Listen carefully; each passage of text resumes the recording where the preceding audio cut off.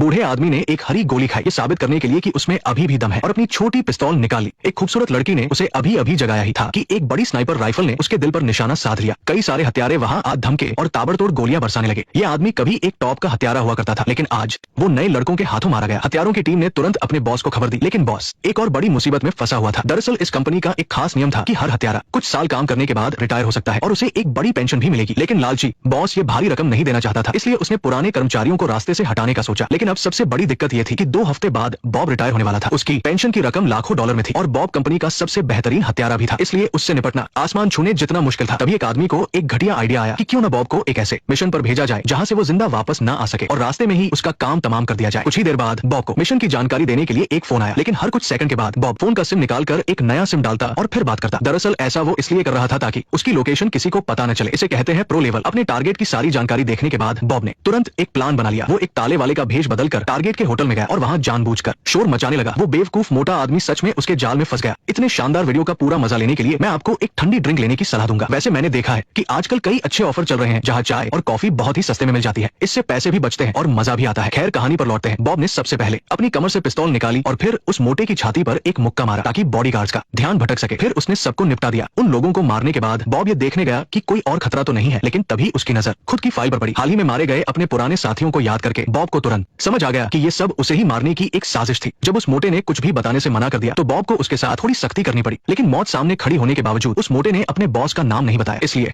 Bob ने उसकी photo खींची और अपने कांटेक्ट को भेज दी। उस कांटेक्ट ने तुरंत बॉस को जाकर बताया कि तुम्हारे इस बेवकूफी भरे प्लान की वजह से बॉब को शक हो गया है, लेकिन बॉस ये सुनकर बिल्कुल भी नहीं घबराया।